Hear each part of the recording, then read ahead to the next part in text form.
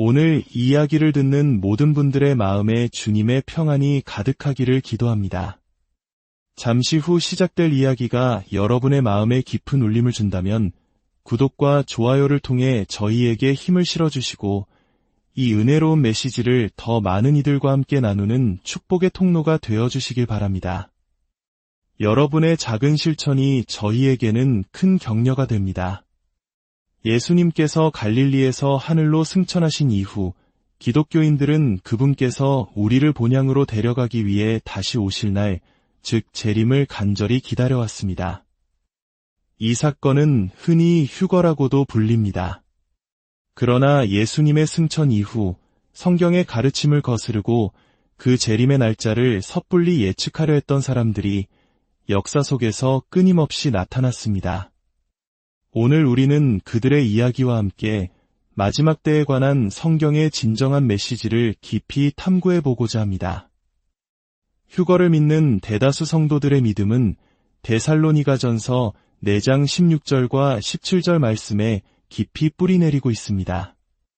주께서 호령과 천사장의 소리와 하나님의 나팔 소리로 친히 하늘로부터 강림하시리니 그리스도 안에서 죽은 자들이 먼저 일어나고 그 후에 우리 살아남은 자들도 그들과 함께 먼 옛날 사도들이 느꼈던 그 간절한 기다림처럼 오늘날의 기독교인들 역시 주님의 재림을 뜨겁게 소망하고 있습니다. 하지만 이 간절한 기다림은 때때로 수많은 잘못된 예측과 추측을 낳기도 했습니다. 여러 목회자와 설교가들이 재림의 날짜를 특정하려 시도했지만 그 모든 시도는 실패로 돌아갔습니다. 아마 이 이야기를 듣는 많은 한국 분들께서는 1992년에 다미선교의 시한부 종말론 사건을 기억하실 겁니다. 당시 한국 사회 전체를 큰 혼란에 빠뜨렸던 이 사건은 특정 날짜에 휴거가 일어날 것이라는 잘못된 예언으로 인해 수많은 가정이 파괴되고 사회적 물의를 일으켰습니다. 이는 우리에게 잘못된 종말론이 개인과 사회에 얼마나 큰 상처를 남길 수 있는지 보여주는 뼈아픈 교훈이 되었습니다. 이러한 현상은 비단 한국에만 국한된 것이 아니었습니다. 1997년 미국의 유명 작가이자 목사였던 에드 dobs는 2000년까지 예수님이 재림하실 수 있는 이유라는 충격적인 제목의 책을 출간했습니다. 그는 당시 세상의 혼란이 예수님의 재림이 임박했다는 징조라고 주장했지만 2000년은 조용히 지나갔습니다. 그보다 앞선 1988년 전직 나사 엔지니어였던 에드거 위즈넌트는 휴거가 1988년에 일어날 88가지 이유라는 책을 통해 대담한 주장을 펼쳤습니다. 그의 예측 역시 빗나갔고 수십 년이 지난 지금까지 휴거는 일어나지 않았습니다. 아마 가장 비극적인 종말론 예측 중 하나는 1997년 헤일밥 혜성의 등장과 관련된 천국의 문이라는 이단 집단의 이야기일 것입니다. 그들은 혜성의 등장이 지구 종말의 신호이며 혜성 뒤에 숨겨진 외계 우주선이 자신들을 천국으로 데려갈 것이라 굳게 믿었습니다. 결국 그들은 비극적인 집단 자살로 생을 마감했습니다. 이외에도 복음 전도사 해럴드 캠핑은 1994년, 2011년 5월, 그리고 2011년 10월, 무려 3차례에 걸쳐 심판의 날을 예언했지만 모두 빗나갔습니다. 그렇다면 우리는 왜 이러한 실패한 예언들에 주목해야 할까요? 바로 이 모든 실패가 역설적으로 성경 말씀의 진실성을 증명하기 때문입니다.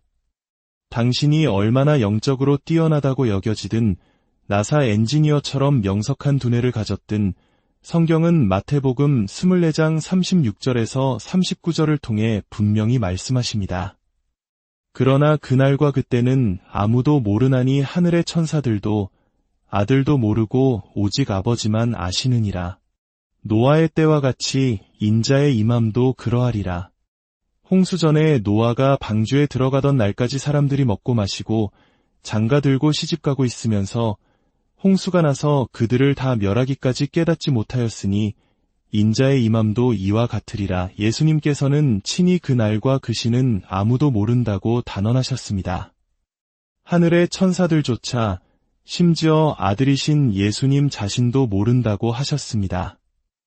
그런데 어찌 한낱 인간이 그 비밀스러운 때를 알 수 있다고 주장할 수 있겠습니까? 주님의 재림은 노아의 때와 같을 것이라고 하셨습니다. 사람들은 평소와 다름없이 일상을 살아가고 먹고 마시며 결혼을 축하할 것입니다. 그러다 마치 갑자기 비가 쏟아져 홍수가 되었듯 예기치 않은 순간에 인자께서 하늘에 나타나실 것입니다. 주님의 재림은 도둑의 출현과 같을 것입니다. 도둑은 자신이 언제 올지 예고하지 않습니다. 하지만 예수님께서는 우리를 완전히 어둠 속에 내버려 두지는 않으셨습니다. 재림의 정확한 날짜는 알려주지 않으셨지만 당신의 다시 오심을 예측할 수 있는 징조들에 대해서는 말씀해 주셨습니다. 그리고 우리 기독교인들이 주목해야 할 것은 바로 이 징조들입니다. 주님은 마지막 때에 많은 사람의 사랑이 식어질 것이라고 말씀하셨습니다. 자녀들이 부모에게 불순종하는 일이 만연해질 것이라고도 하셨습니다. 이러한 징조들은 평범해 보일 수 있지만 마지막 때가 가까워질수록 더욱 뚜렷해질 것입니다.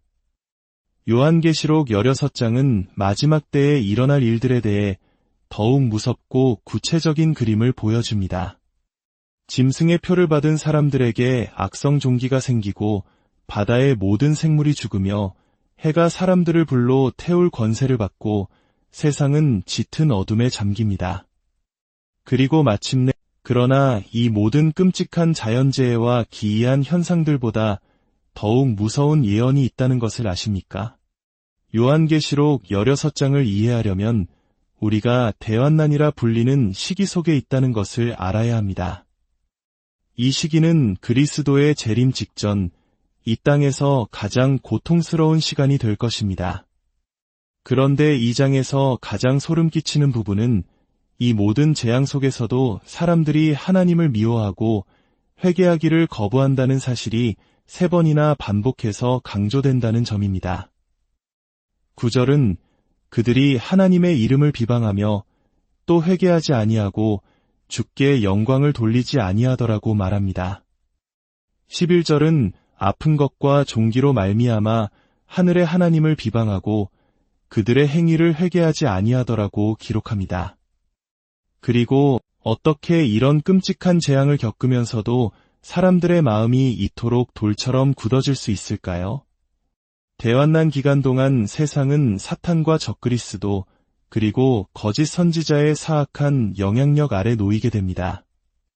세상의 악이 너무나도 많은 사람들의 마음을 사로잡아 그들이 회개하기를 거부하게 되는 것입니다. 그 시기가 되면 무슨 일이 일어날지 상상해 보십시오. 요한계시록에 따르면 두 증인, 아마도 엘리야와 에녹으로 여겨지는 두 사람이 나타나 1260일 동안 예언하며 복음을 전파하지만 세상 사람들은 그들을 미워할 것입니다. 치명상을 입었던 적그리스도가 기적적으로 회복하여 세상을 놀라게 하고 모든 교회는 문을 닫으라는 명령을 받게 될 것입니다. 짐승의 표가 강요되고 기독교인에 대한 박해는 역사상 그 어느 때보다 극심해질 것입니다. 심지어 하늘을 나는 천사가 나타나 이 모든 기적과 경고를 보고 들은 후에도 사람들이 하나님을 저주하고 회개하지 않는다는 사실이 얼마나 두려운 일입니까? 저는 적그리스도의 등장과 그의 세계적인 권력 장악이 많은 사람들의 마음속에 잠재되어 있던 엄청난 악을 깨우게 될 것이라고 믿습니다. 한때 기독교인이라고 고백했던 사람들 중 일부가 박해가 두려워서 혹은 편안한 삶을 포기하고 싶지 않아서 짐승의 표를 받는 기독교인들이 생겨날 것입니다. 그들은 예수님을 주로 고백하기는 하지만 왜 그토록 많은 사람들이 하나님을 거부하고 회개하지 않는 것일까요? 사도 바울은 데살로니가후서 2장에서 막는 자에 대해 이야기합니다. 적그리스도가 그의 때에 나타나기 전까지 그의 활동을 억제하는 어떤 존재 혹은 힘이 있다는 것입니다. 많은 성경학자들은 이 막는 자가 바로 성령님이라고 믿습니다. 성령님은 우리 안에 거하시며 죄를 깨닫게 하고 우리를 회개로 이끄십니다. 만약 마지막 때에 성령님의 이 막는 역할이 제거되거나 이전과 다른 방식으로 역사하신다면 사람들의 마음이 걷잡을 수 없이 차갑고 완악해지는 것은 어쩌면 당연한 결과일지도 모릅니다. 하나님께서 7 대접의 심판을 쏟아 부으신 후에도 사람들이 여전히 하나님께 냉담한 이유가 바로 여기에 있을 수 있습니다. 상상해 보십시오. 첫 번째 대접이 쏟아지자 짐승의 표를 받은 자들에게 고통스러운 종기가 나고 두 번째 대접에 바다의 모든 생물이 죽습니다. 세 번째 대접에 강과 샘물이 피로 변하고 네 번째 대접에 해가 불로 사람들을 태웁니다. 다섯 번째 대접에 끔찍한 어둠이 온 땅을 덮고 여섯 번째 대접이 쏟아지자 아마겟돈에서의 마지막 전쟁을 위해 악의 군대가 모입니다. 그리고 마지막 7번째 대접과 함께 다 되었다는 음성이 들리며 인류 역사상 유례없는 대지진이 온 세상을 뒤흔듭니다. 이 모든 일이 일어난 후에도 2장의 마지막 문장은 사람들이 하나님을 비방하니로 끝납니다. 이보다 더 이제 이 무서운 예언들을 뒤로하고 우리 자신에게 질문을 던져볼 시간입니다. 만약 오늘 예수님께서 다시 오신다면 당신은 준비되어 있습니까? 당신의 마음이 온전히 그리스도께 고정되어 있다고 자신할 수 있습니까? 만약 오늘 적그리스도가 나타난다면 당신은 어떤 종류의 기독교인이 되겠습니까? 박해가 두려워 짐승의 표를 받고 편안한 삶을 택하겠습니까? 시간은 끊임없이 흐르고 있습니다. 우리가 아침에 눈을 뜨는 매일은 주님을 만날 날에 하루 더 가까워지는 날입니다. 우리는 직장에 가고 가족과 시간을 보내고 각자의 목표를 추구하며 살아갑니다. 하지만 이 모든 일에 쏟는 시간 외에 우리는 하나님께 얼마나 많은 관심을 기울이고 있습니까? 주님을 만날 준비를 위해 얼마나 많은 시간을 보내고 있습니까? 오늘날 세상은 혼돈과 혼란으로 가득 차 있고 우리의 주의를 빼앗는 것들로 넘쳐납니다. 이런 세상 속에서 정말 중요한 것을 놓치기란 너무나 쉽습니다. 그러나 저는 이 모든 혼돈 속에서도 하나님의 음성은 여전히 우리를 부르고 계시며 주님의 영은 끊임없이 우리 마음의 문을 두드리고 계심을 굳게 믿습니다. 이제 그 음성을 듣는 것은 우리의 선택에 달려 있습니다. 히브리서 3장 15절은 말합니다. 오늘 너희가 그의 음성을 듣거든 경노하시게 하던 것 같이 너희 마음을 완고하게 하지 말라. 잠언 28장 14절은 경고합니다.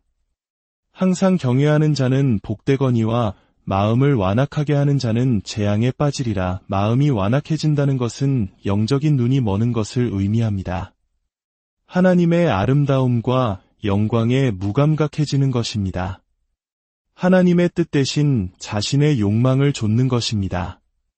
하지만 감사하게도 하나님께서는 자비 가운데 우리의 마음을 변화시켜 주겠다고 약속하셨습니다.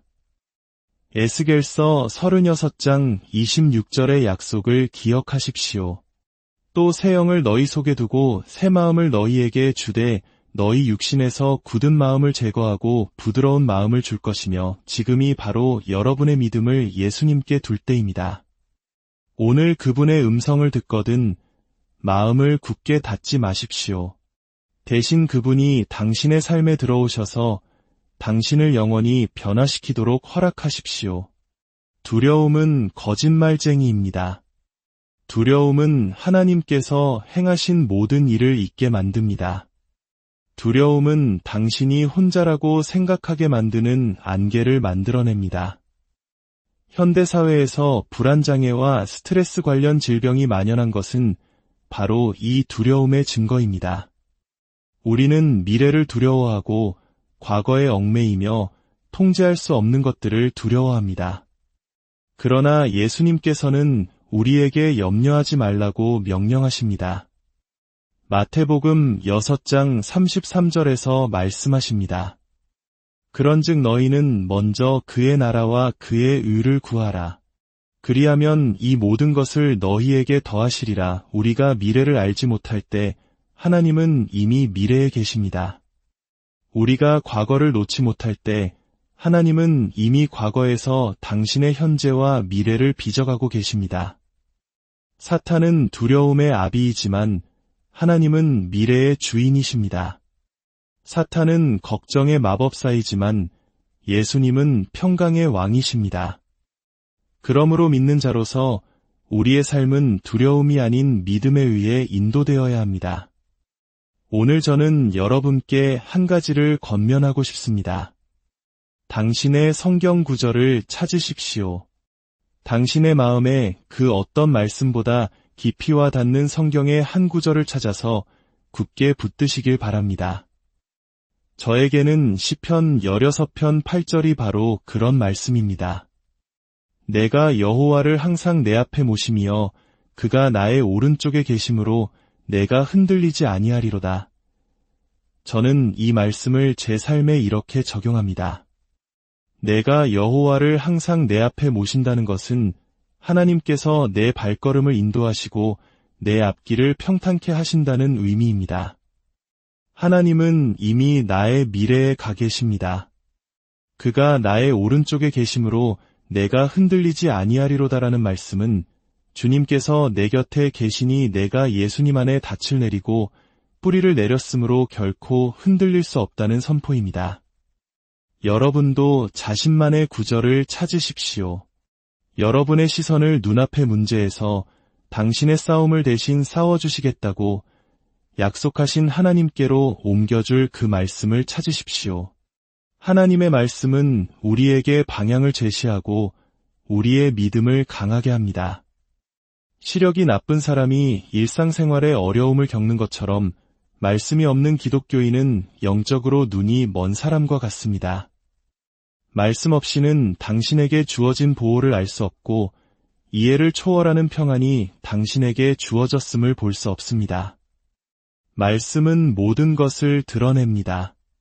당신은 사탄이 기만자여 모든 거짓의 아비임을 보게 됩니다.